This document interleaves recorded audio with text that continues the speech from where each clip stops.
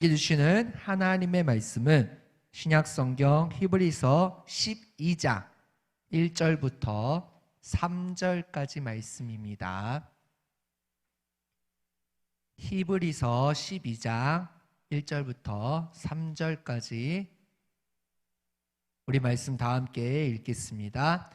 이러므로 우리에게 구름같이 둘러싼 허다한 증인들이 있으니 모든 무거운 것과 얽매이기 쉬운 죄를 벗어버리고 인내로써 우리 앞에 당한 경주를 하며 믿음의 주여 또 온전하게 하시는 이 예수를 바라보자. 그는 그 앞에 있는 기쁨을 위하여 십자가를 참으사 부끄러움을 개의치 아니하시더니 하나님 보좌 우편에 앉으셨느니라. 너희가 피곤하여 낙심하지 않기 위하여 죄인들이 이같이 자기에게 거역한 일을 참으신 이를 생각하라. 아멘. 아버지 하나님 감사합니다. 오늘도 거룩한 주일날 우리에게 주시는 하나님의 말씀을 듣기를 원합니다. 오직 주님만 말씀하여 주옵소서. 감사드리며 예수님의 이름으로 기도드립니다. 아멘.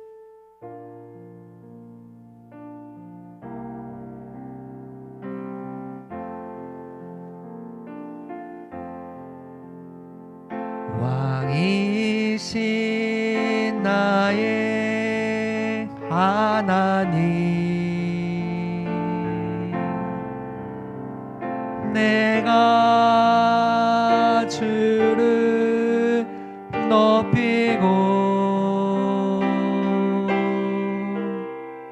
영원히 주의 이름을 송축하리이다.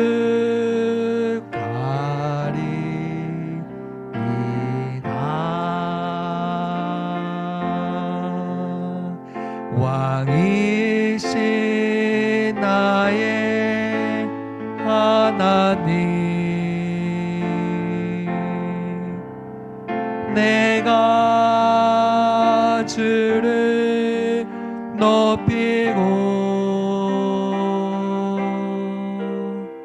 영원히 주의 이름을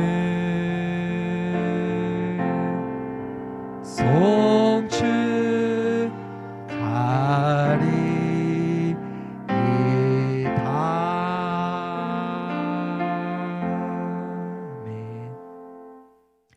네, 몇 주 전 항저우 아시안 게임이 끝났습니다. 네, 올림픽이나 아시안 게임이 열릴 때마다 사람들의 관심을 축구, 야구, 농구, 쏠리죠. 그런데 거의 달리기 경기에 쏠립니다. 누가 제일 빠른가? 신기록은 누구일까? 모두 궁금해합니다. 달리기 경기는 끝까지 달리는 것도 중요하지만 1등에 더 많은 관심을 가지고 있죠. 금메달을 누가 타느냐에 따라서 관심이 다르다는 거죠. 하지만 믿음의 경주는 조금 다릅니다. 믿음의 경주는 1등이 중요한 것이 아니라 끝까지 완주하는가가 중요합니다. 본문은 우리 성도들을 믿음의 경주를 달리는 마라톤으로 표현하고 있습니다. 오늘 본문인 히브리서 12장은 바로 믿음의 경주와 그에 따른 훈계에 대한 내용이 기록되어 있습니다. 초대교회 당시 엄청난 핍박으로 고통당하고 있던 성도들, 너무나 핍박을 당한 나머지 나 유대교로 돌아갈 거야, 유대교로 돌아가고자 하던 그들을 위로하고 격려하기 위해 쓰여진 히브리서의 저자가 12장 말씀을 통해 하나님께서 우리에게 고난과 시련을 허락하시는 이유와 목적이 무엇이며 이러한 하나님의 징계를 통해 우리가 어떤 열매를 맺을 수 있는지 잘 말씀해 주고 계십니다. 오늘 본문은 전반부에 해당하는 말씀입니다. 그러니까 믿음의 경주에 관련된 내용이죠. 믿음의 경주의 핵심이 무엇이었습니까? 완주하는 거라고 말씀드렸잖아요. 그렇다면 우리가 믿음의 경주를 끝까지 완주하기 위하여 어떤 자세를 가지고 달려야 할까요? 본문은 우리에게 세 가지를 말씀해 주고 계십니다. 첫째로, 믿음의 경주를 끝까지 완주하기 위해서는 짊어진 무거운 것들, 죄는 벗어버려야 합니다. 먼 거리를 달려가는 마라토너가 최대한 몸을 가볍게 한 다음에 달려야 끝까지 갈 수 있잖아요. 뭔가 무거운 것을 메고는 달릴 수가 없어요. 무겁고 지치기 때문에. 무거운 배낭을 메고 마라톤을 하는 선수는 끝까지 달릴 수가 없는 것처럼 말이죠. 본문 1절 말씀입니다. 이러므로 우리에게 구름같이 둘러싼 허다한 증인들이 있으니 모든 무거운 것과 얽매이기 쉬운 죄를 벗어버리고 인내로써 우리 앞에 당한 경주를 하며. 자, 12장은 이러므로 라는 중요한 단어로 시작합니다. 그 앞의 내용은요, 히브리서 11장 믿음의 장에 관련된 내용이에요. 여러 믿음의 선진들이 나와요. 그들이 어떠한 믿음을 가졌는지, 세상이 감당할 수 없는 믿음, 그 믿음으로 주님 앞에 어떻게 나아갔는지에 대해 말씀하고 계십니다. 히브리서 11장에서 등장하는 믿음의 선진들의 모범이 11장에 등장된 그들로만 끝나는 것이 아니라 지금을 살아가는 우리에게 영향을 미치는 데까지 이어져야 한다는 말씀으로 이러므로라고 오늘 본문은 시작합니다. 히브리서 저자는 당시 그리스도인들의 삶의 정황을 구름같이 둘러싼 허다한 증인들 가운데 있음을 증거합니다. 히브리서 저자는 앞서 11장에서 소개했던 믿음의 사람들을 단순히 기억해야 할 죽은 사람들로 보는 것이 아니라 그들의 말에 귀를 기울여야 할 살아있는 증인들로 보고 있습니다. 구약의 모든 성도가 서서 우리를 지켜보고 우리가 소명에 맞게 살아가도록 격려하며 언제라도 박수로 우리가 바르게 걷고 있음을 증언하려 하고 있습니다. 우리는 지금 그들에게 둘러싸여 있습니다. 한 경기장이 있습니다. 실제로 로마에 있는 콜로세움이죠.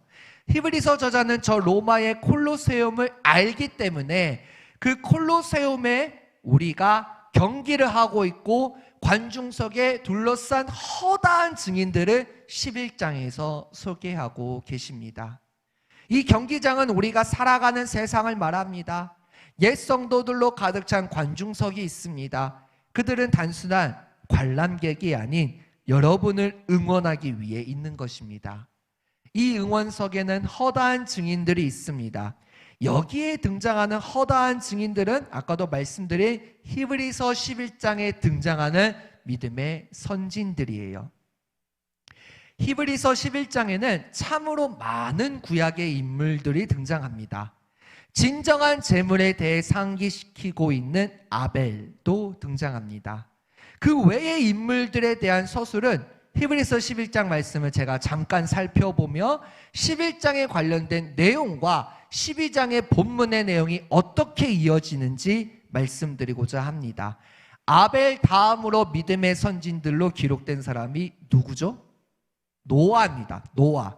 히브리서 11장 7절 말씀입니다. 믿음으로 노아는 아직 보이지 않는 일에 경고하심을 받아 경외함으로 방주를 준비하여 그 집을 구원하였으니 이로 말미암아 세상을 정죄하고 믿음을 따르는 의의 상속자가 되었느니라. 세상이 정죄를 받아도 구원의 방주가 있다고 외치는 믿음을 따르는 의의 상속자의 노아가 등장합니다. 노아는 세상 사람들이 자신을 이해하지 못하고 비웃을지라도 믿음의 경주, 방주를 짓는 과정을 끝까지 쉬지 않았습니다. 그것이 세상이 감당할 수 없는 믿음이죠. 자, 노아 다음으로 기록된 에녹도 있지만요. 저는 아브라함에 대한 구절을 살펴보고자 합니다.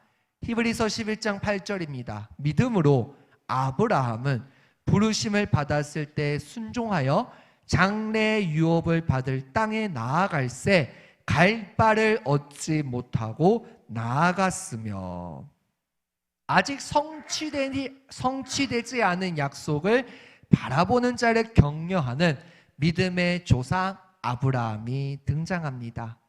아브라함은 갈 바를 알지 못하였지만 하나님의 말씀에 순종하여 끝까지 가나안 땅을 향하는 과정을 끝까지 계속하였습니다. 무엇 때문일까요? 왜 아브라함이 하나님의 말씀에 순종하였을까요? 갈 바를 알지 못하고 나아갑니다. 그러나 하나님께서 말씀하십니다. 너는 복이 될지라. 하나님께서 함께 하시는구나. 그 말씀 하나만을 붙잡으며 수많은 실수가 있었음에도 불구하고 아브라함은 가나안 땅으로 향하는 여정을 멈추지 않았습니다. 자, 아브라함 다음에는 이삭도 있지만요, 야곱도 있지만요, 요셉도 있지만요, 저는 한 사람 모세에 대한 말씀 구절을 살펴보겠습니다. 히브리서 11장 24절부터 26절 말씀입니다. 믿음으로 모세는 장성하여 바로의 공주의 아들이라 칭함받기를 거절하고 도리어 하나님의 백성과 함께 고난받기를 잠시 죄악의 낙을 누리는 것보다 더 좋아하고 그리스도를 위하여 받는 수모를 애굽의 모든 보화보다 더 큰 재물로 여겼으니 이는 상 주심을 바라봄이라. 모세는 어떤 사람이었죠? 애굽의 왕자였어요. 그러나 그는 주님을 따르기 위해 자신처럼 세상의 신분과 인기, 부와 지위를 전혀 후회 없이 버립니다. 그리고 상 주심을 바라볼 것을 사모하며 많은 이스라엘 백성들이 이끄는 위대한 지도자였어요. 하나님께서 이 세상 사람 중에 이런 사람이 없다, 온유한 사람이 없다 할 정도로 그런 사람이 모세였어요. 하지만 모세는요, 제가 지지난주에도 말씀드렸지만은 이스라엘 백성들이 너무나 원망과 불평을 합니다. 모세를 대적합니다. 그런 가운데도 하나님께 그들을 위해 기도하고 비록 자신은 못 들어갔지만 하나님의 말씀에 순종한 그들을 가나안 땅으로 끝까지 인도하는 과정을 쉬지 않았어요. 그 모든 수모를요, 히브리서 저자는 그리스도를 위하여라는 말씀으로 간단하게 모세오경을 정리하십니다. 모세는 애굽에서 누릴 수 있는 모든 부귀 영화를 포기하고 하나님의 사명을 위하여 헌신하며 자신에게 주어진 믿음의 경주를 끝까지 완주하였습니다. 그 외에도 많은 믿음의 선진들이 등장하는데요, 이처럼 수많은 믿음의 사람들의 죽음의 위협, 전쟁의 위협, 재난의 위협을 당하면서도 믿음의 경주를 끝까지 계속하였습니다. 이들은 수많은 고난 속에서도 낙심하지 않았습니다. 역경이 찾아와도 무릎 꿇지 않았습니다. 마지막 순간까지 믿음의 경주를 끝까지 완주하여 하늘 가는 밝은 길이 내 앞에 있다, 그 하나만을 사모함으로 걸어갔던 그들을 성경은 믿음의 사람으로 기록하고 있습니다. 만약 이 사람들이 우리를 둘러싸고 있음을 보고 그들의 외침에 정말로 귀를 기울인다면 우리는 경주에 있어서 홈 경기의 이점을 누릴 수 있어요. 홈 경기를 하게 되면요, 홈 팬들이 막 응원을 하잖아요. 그러면은 정말로 선수들이 힘이 나거든요. 어웨이 경기에 가면 막 타 팬들이 응원하니까 내가 아무리 잘해도 비난을 받거든요. 그런데 홈 경기의 이점을 누릴 수 있다는 거예요. 누가? 둘러싼 많은 믿음의 증인들이 저와 여러분을 응원하고 계시거든요. 또한 1절에서 히브리서 저자는 하나님께서 우리를 경주하도록 계획하셨음을 증거하십니다. 1절 말씀을 다시 보시면, 이러므로 우리에게 구름같이 둘러싼 허다한 증인들이 있으니 모든 무거운 것과 얽매이기 쉬운 죄를 벗어버리고 인내로써 우리 앞에 당한 경주를 하며 하나님께서 우리를 경주하도록 계획하셨다는 거예요. 하나님께서는 우리 삶의 경주로를 마련해 놓으셨습니다. 즉 우리가 가야 할 장소와 해야 할 일, 직면해야 할 도전들이 우리 삶 가운데 있다는 거예요. 우리는 이 경주로에서 언제 커브를 돌고 언제 오르막길이 있으며 내리막길은 언제 등장하는지 알지 못해요. 이 경주로의 모든 코스를 아는 것이 우리의 소명은 아닙니다. 우리의 소명은 인내로서 우리 앞에 당한 경주를 하는 것이에요. 믿음의 코스를 알기 위해 지나치게 노력을 기울이는 것이 아니라 하나님께서 우리를 어디로 이끄시든지 믿음으로 인내하는 삶을 살아가야 합니다. 그러나 히브리서 저자는 결코 이 삶이 쉬운 삶이 아니다라고 말씀하십니다. 그렇기에 우리는 열심히 훈련하는 운동선수처럼 훈련 지침을 지켜야 돼요. 그 지침은 딱 하나입니다. 모든 무거운 것과 얽매이기 쉬운 죄를 벗어버리는 것입니다. 제가 9시 예배 때도 소개했던 예화인데요. 어느 날 철수라는 한 아이가 새총을 잘못 쏘다가 엄마가 기르던 애완견을 죽였어요. 엄마가 어느 날 묻습니다. 애완견 이름이 삐삐였거든요. 철수야, 삐삐 못 봤니? 하면 솔직하게 네 엄마 제가 실수로 새총을 잘못 쏘다가 죽였어요 라고 하면 되잖아요. 안 그랬습니다. 몰라요.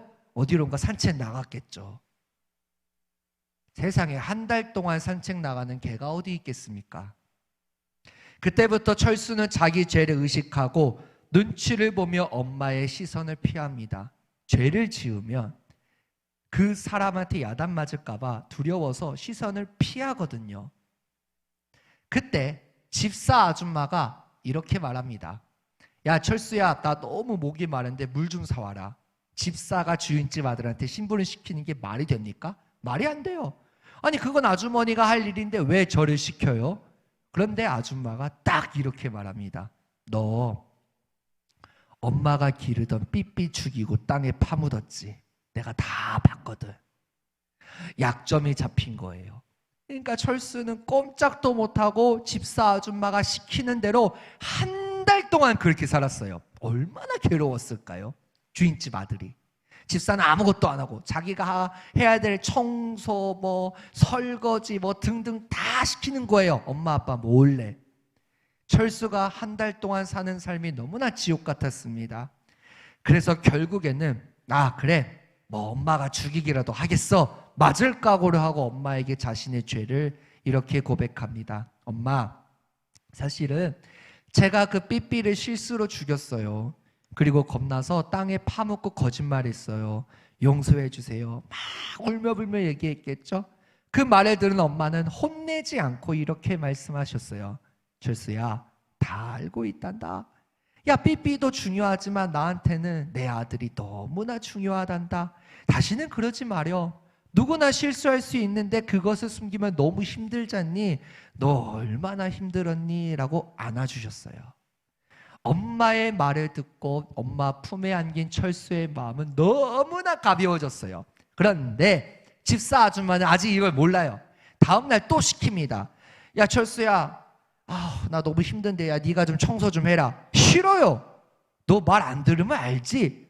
이제는 됐거든요. 왜요? 엄마가 모든 걸 다 아니까. 아줌마가 아무리 협박해도 이제는 그 협박이 더 이상 무섭지 않거든요. 자, 이 예화가 우리에게 주고자 하는 교훈은요, 집사 아줌마는 사탄이에요. 사탄. 그래서 우리가 하나님께서 기뻐하시는 일을 하려고 하면 이렇게 속삭입니다. 너는 어찌 그렇게 양심이 없냐? 야, 어제 그렇게 죄를 짓고도 무슨 주일날 예배를 와? 야, 네 모습을 생각해봐. 너 참으로 뻔뻔스럽다. 하나님이 너 사랑하신다고? 사탄은 과거의 죄와 허물을 들먹이며 협박합니다. 자, 그럴 때 사탄의 정죄하는 음성이 들리거든. 선 넘었잖아요. 야, 선은 네가 넘었어 라고 하면 이렇게 외치십시오. 그래, 나는 죄도 많고 부족하다. 그러나 예수님께서 그분의 보배로운 피로 내 죄를 용서해 주셨다. 당장 물러가라. 나는 그래도 주일 예배에 나와서 말씀 듣고 그 말씀 붙잡고 살아갈 것이다 라고 외치라는 거예요. 이런 담대한 고백을 하는 것은요, 죄의 도피나 회피나 합리화가 아닙니다. 그것은 바로 믿음이에요. 그런 믿음을 가지고 다시는 죄의 종이 되어 자기를 학대하면서 살 필요가 없어요. 우리가 죄책감 가운데 살 필요가 없어요. 벗어버리면 돼요. 우리의 생활 방식을 한번 되돌아봅시다.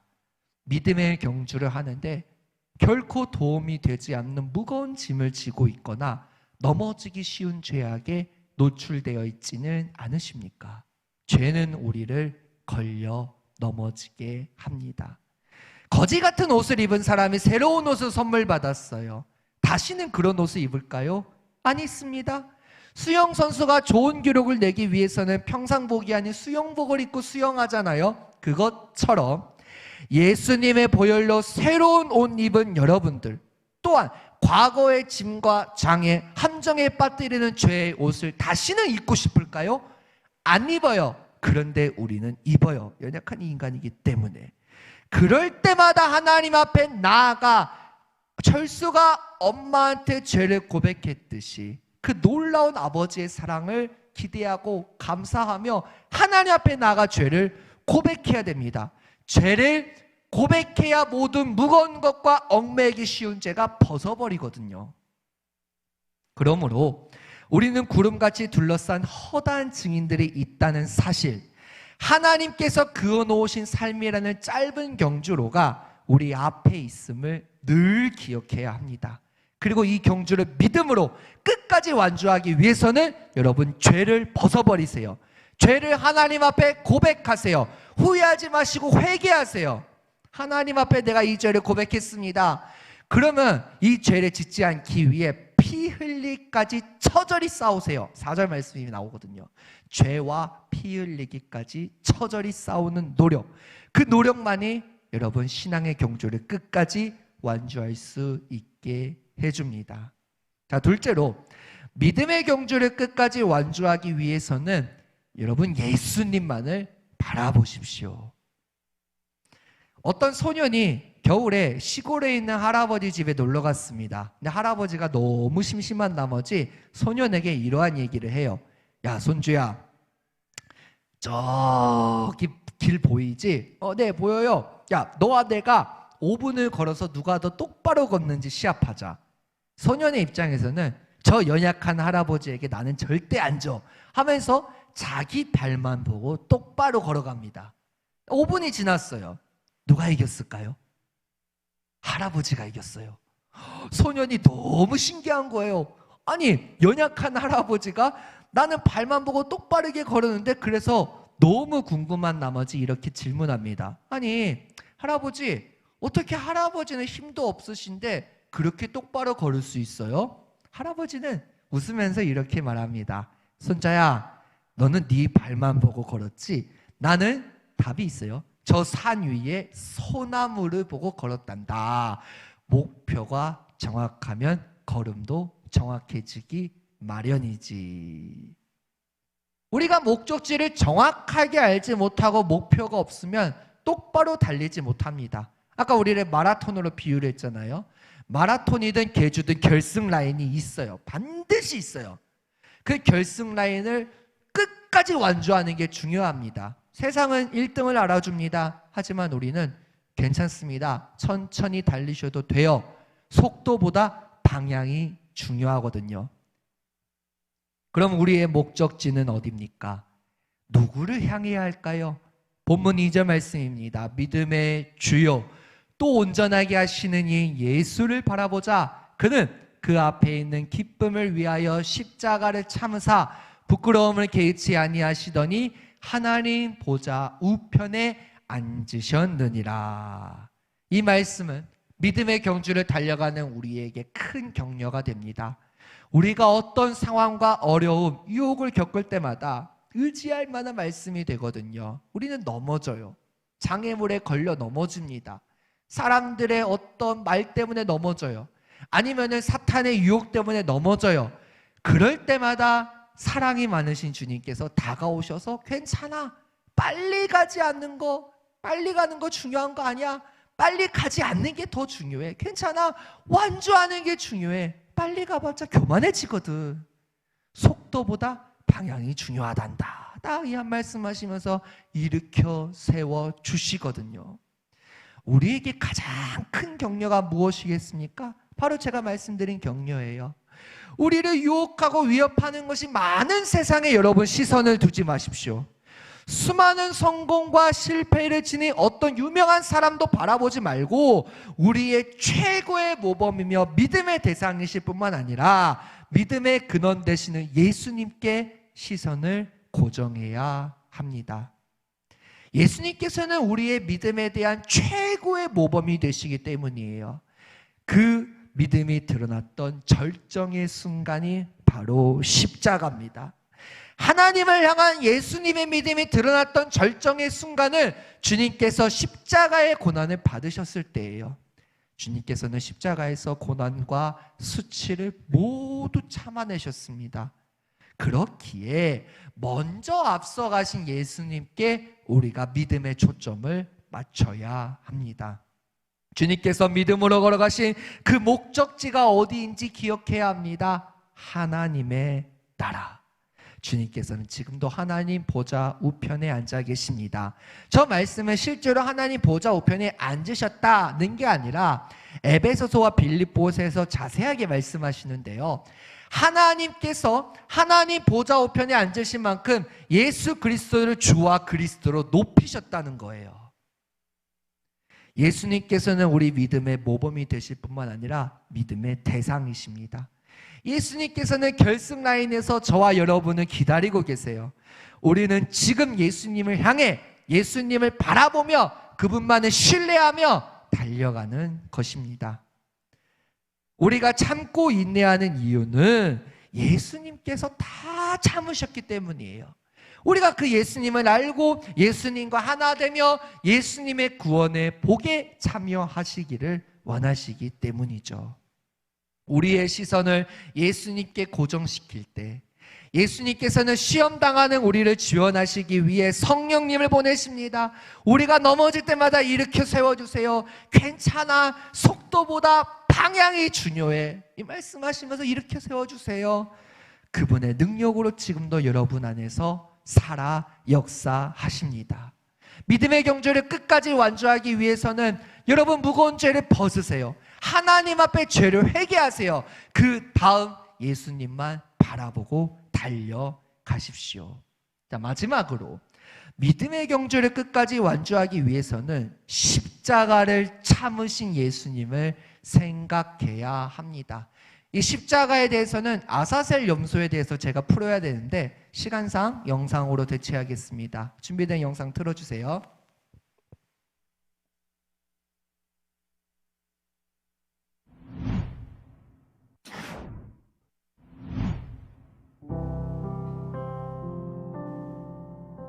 시편 기자는 우리의 죄가를 멀리 옮기신 하나님을 노래하면서 죄사함이라는 단어를 왜 동이 서에서 먼 것 같이 라는 독특한 표현을 사용했을까요? 시편 103편 12절 동이 서에서 먼 것 같이 우리의 죄가를 우리에게서 멀리 옮기셨으며 바로 이 표현은 유대인들에게 가장 엄숙한 절기인 대속죄일 희생제사와 관련된 것입니다.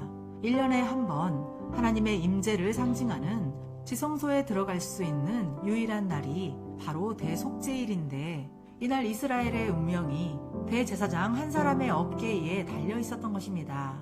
이날 드려지는 제사 가운데 가장 독특한 것은 2마리의 염소를 통해서 이스라엘 백성의 죄를 속죄하는 의식이라는 것입니다.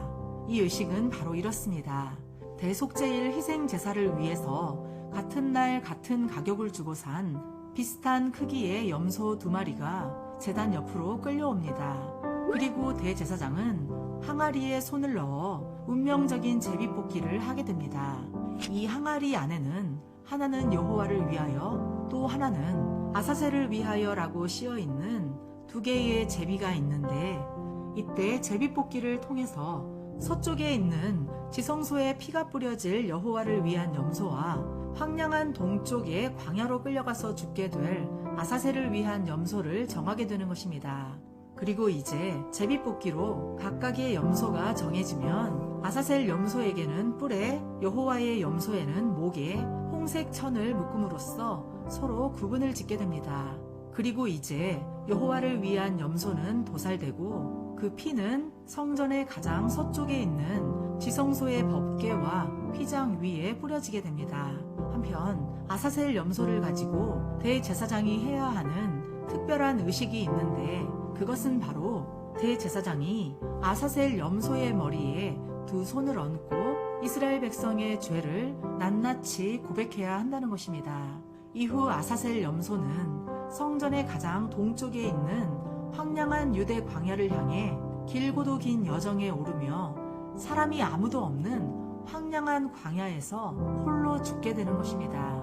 이스라엘 백성의 죄를 지고 동쪽에 있는 황량한 광야로 보내진 아사셀 염소와 서쪽에 있는 제성소에 그 피가 뿌려진 여호와의 염소, 이 두 마리의 희생 염소는 각각 동쪽과 서쪽으로 향하면서 삶과 죽음으로 자신의 역할을 다하게 되는 것입니다.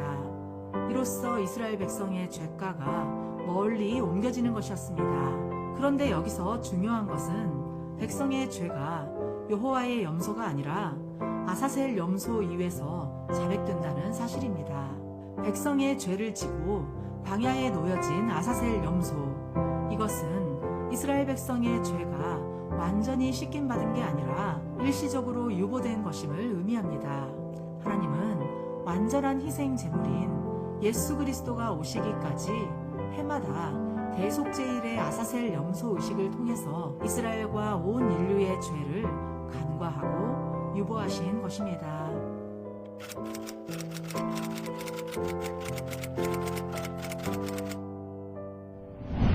네, 아사셀 염소에 대한 이야기는 제가 처음으로 수요예배 설교할 때도 말씀드렸던 부분이고 또 목사님께서 안식월 전에 성막 강해를 하시면서 언급하셨던 부분입니다. 아사셀 염소 위에서 백성들의 죄가 자백이 됐어요. 백성들의 죄가 아사셀 염소 한 염소에게 다 뒤집어 씌우고 아무도 찾지 않고 아무도 관심 없는 동쪽의 황량한 광야로 끌려가 죽게 됩니다. 서쪽의 여호와를 위한 염소도 다 예수님이세요.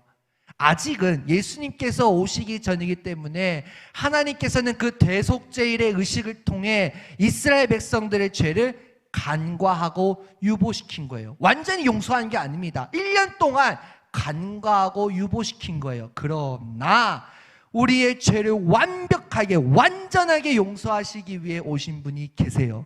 그분이 우리가 바라보아야 할 믿음의 대상이신 예수님이십니다. 오늘 본문 3절은 이렇게 말씀하십니다. 너희가 피곤하여 낙심하지 않기 위하여 죄인들이 이같이 자기에게 거역한 일을 참으신 이를 생각하라. 죄인들이 이같이 자기에게 거역한 일을 참으셨다.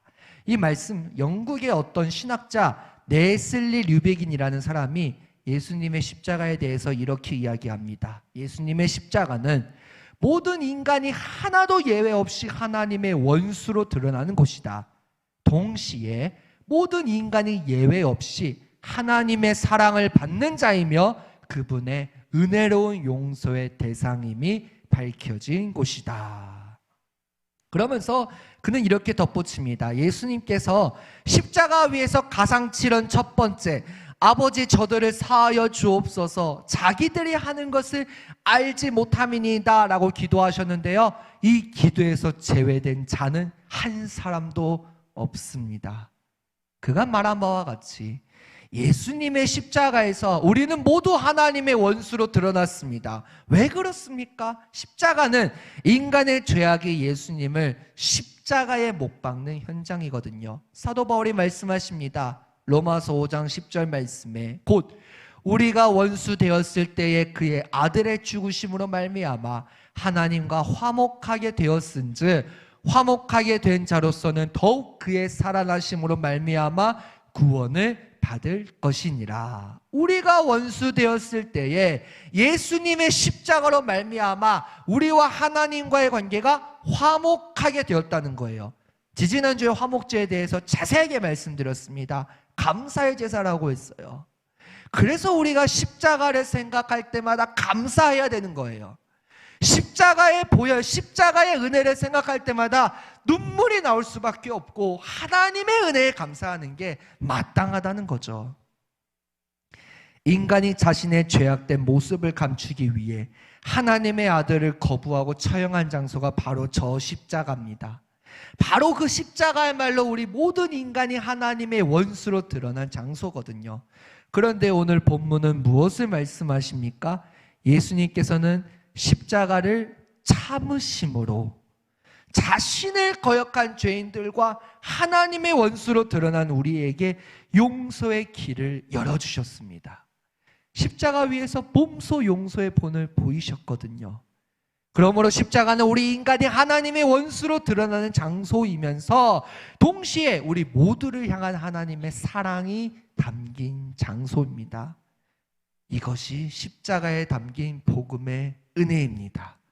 우리가 믿음의 경주를 시작할 뿐만 아니라 그 어떠한 어려움과 시련이 찾아와도 믿음의 경주를 쉬지 않고 달려가야 할 가장 중요한 이유가 바로 예수님의 십자가라는 거예요. 피곤하여 낙심하는 자리에 있다면 천천히 심사숙고하여 십자가에 달리신 예수님을 생각하십시오. 예수님에 대해서 알아가면 알아갈수록 기쁨과 확신으로 다시 일어나 걸어갈 힘을 얻게 됩니다. 십자가를 참으신 예수님, 십자가의 수치, 십자가의 고통, 십자가의 아픔을 친히 받으셨지만 그 모든 것을 또한 친히 참으셨습니다. 그런데 오늘 본문은 예수님께서 무엇 때문에 그 모든 아픔을 참으셨다고 말씀하실까요? 믿음의 주여 또 온전하게 하시는 이 예수를 바라보자. 그는 그 앞에 있는 기쁨을 위하여. 어떤 기쁨일까요? 우리가 하나님의 자녀가 되 하나님 앞에 나아가 예배 드릴 수 있다는 기쁨. 우리가 하나님의 자녀가 되어 하나님께 기도하면 하나님께서 들어주시고 응답하신다는 기쁨. 우리가 하나님의 자녀가 되어 마지막 날 주님 앞에 설 때에 할렐루야 주님 오셨습니까? 찬양하며 하늘 가는 밝은 길이 내 앞에 있으니 하나님 나라에 들어가서 영원히 하나님과 교제할 수 있다는 기쁨. 그 기쁨을 위하여 십자가를 참으셨거든요. 이처럼 그 앞에 있는 기쁨을 위하여 십자가를 참으신 우리 믿음의 주님을 바라보십시오. 우리의 삶의 고난과 역경이 찾아올 때마다 십자가를 바라보십시오. 우리 믿음의 주님이신 예수님께서 참으신 십자가의 고통을 기억한다면 어떠한 어려움이 찾아온다 할지라도 우리는 믿음의 경주를 끝까지 완주할 수 있습니다. 그러므로 다시금 우리 주님께서 참고 인내하셨던 예수님의 십자가를 깊이 생각하십시오. 그 십자가에 담긴 복음의 은혜를 다시금 기억하십시오. 그리하여 여러분의 심령에 복음의 은혜가 가득히 넘치기를 원합니다. 그럴 때 우리는 어떠한 인생의 장애물이 찾아온다 할지라도 예수님께서 허락하신 복음의 은혜로 말미암아 믿음의 경주를 더욱 힘차게 달려갈 수 있습니다. 오늘 예배 자리에 나온 여러분, 우리를 위하여 응원하고 있는 믿음의 선배들은 무엇을 소유했으며 지금 어디에 있습니까? 그들은 하늘의 유업을 소유한 자로서 하나님의 나라에서 영생을 누리고 계십니다. 그들의 응원 소리를 지금도 우리는 들어요. 그들이 증거하는 예수님만을 바라보십시오. 그 예수님은 십자가를 참으신 예수님이세요. 그리고 우리는 표대를 향하여 달려가야 합니다. 우리 이 말씀 한번 같이 읽겠습니다. 빌립보서 3장 14절 말씀입니다. 표대를 향하여 그리스도 예수 안에서 하나님이 위에서 부르신 부름의 상을 위하여 달려가노라. 우리의 표대가 되시는 예수님께 우리의 시선을 고정해 예수님만 바라보며 걸어가십시오. 십자가를 참으신 주님이시잖아요. 그리고 여러분의 길을 인도하시는 세상의 빛으로 오신 주님이시기 때문입니다. 사도 바울의 사명 선언문입니다. 디모데후서 4장 7절부터 8절 말씀에 나는 선한 싸움을 싸우고 나의 달려갈 길을 마치고 믿음을 지켰으니 이제 후로는 나를 위하여 의의 면류관이 예비되었으므로 주 곧 의로우신 재판장이 그날에 내게 주실 것이며 내게만 아니라 주의 나타나심을 사모하는 모든 자에게도니라. 우리도 이 땅의 삶을 마칠 때 사도 바울과 같이 나의 달려갈 길을 마치고 믿음을 지켰다라고 고백할 수 있다면 얼마나 복된 인생이겠습니까? 하늘가늘 밝은 길이 우리 앞에 있습니다. 예수 공로 의지하여 항상 이깁니다. 예수 보배로운 피 우리 모든 것을 승리하게 하시잖아요. 우리가 시작한 믿음의 경주를 절대로 멈추지 마십시오. 넘어졌다면 일어서십시오. 주님께서 일으켜 세워주십니다. 비록 처지와 환경이 어려울지라도 더욱 힘을 내어 믿음의 경주에 매진하십시오. 우리에게는 허다한 증인들이 있어요. 우리에게는 믿음의 주님께서 함께 하시기 때문입니다. 우리의 마음에는 복음의 은혜가 흘러넘칩니다. 하나님께서는 우리가 우리 앞에 펼쳐진 모든 장애물들을 넉넉히 이겨내어 믿음의 경주를 완주하길 원하십니다. 지금도 여러분이 달려가는 믿음의 경주를 응원하고 흔들릴 때마다 중보 기도하고 계시거든요. 하나님께서는 여러분이 모든 경주를 완주하였을 때 친히 여러분에게 의의 면류관을 씌워 주십니다. 요한계시록 말씀에 의하면 생명의 면류관을 씌워 주십니다.